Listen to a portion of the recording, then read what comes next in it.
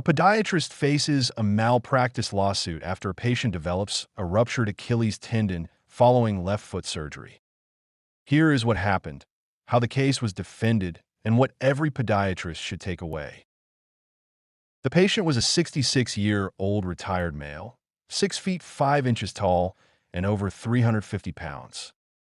His medical history included hypertension, heart problems, sciatica, obstructive sleep apnea, depression, and diabetes. He came to the insured with a 30-year history of bilateral heel pain that had worsened significantly over the prior 30 days. He had tried icing, stretching, ibuprofen, orthotics, and over-the-counter inserts, all with minimal short-term relief. The insured diagnosed plantar fasciitis, bursitis, and ankle equinus. Conservative care, including anti-inflammatories, supports, physical therapy, and a steroid injection, was initiated. After 3 months without sufficient improvement, the insured discussed surgery. The patient agreed, and an endoscopic gastrocnemius recession, endoscopic plantar fasciotomy, and topaz microtenotomy coblation were performed. The patient did well initially.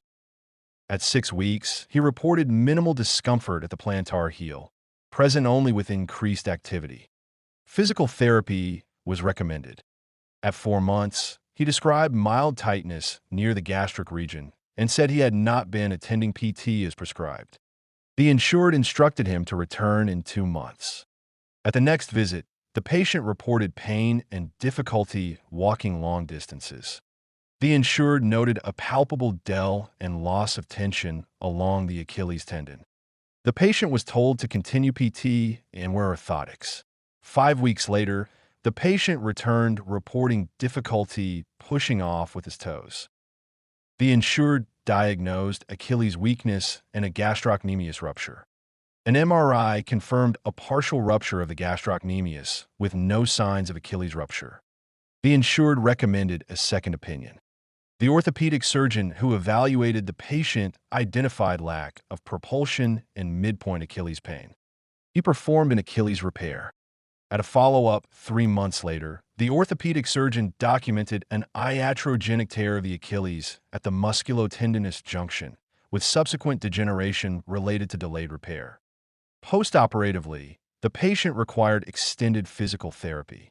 The patient sued the insured, alleging the Achilles tendon was cut during left foot surgery, leaving him unable to walk long distances or stand for extended periods. Specific allegations included failure to provide appropriate care, failure to perform a surgical procedure properly, failure to use surgical instruments appropriately, and failure to meet the applicable standard of care. The defense had several strong positions. The insured's podiatric expert confirmed conservative care was appropriate and that surgery was indicated after it failed. Critically, the Achilles rupture occurred far from the surgical resection site. The radiologist reviewed all imaging and determined the injury was degenerative, not iatrogenic. Medical records from both the insured and the physical therapist showed the patient was progressing well for 4 months post-surgery, with no indication the Achilles was compromised. The defense team, including the insured, was confident in proceeding to trial. The jury delivered a verdict for the defense. 3 key takeaways from this case. First, document a complete and thorough operative report. Specifying the exact level and location of surgery may have prevented the allegation that the insured cut the tendon. Second, promptly address and document any changes in a patient's condition.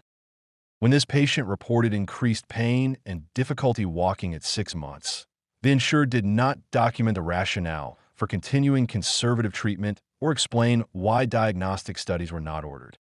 That gap created questions.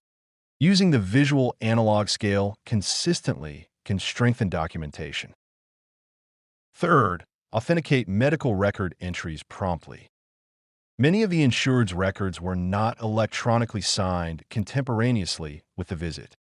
Some entries went unauthenticated for 2 to 3 months, opening the door to alteration allegations. To learn more about reducing your malpractice risk and download this case study. Visit our website at picagroup.com.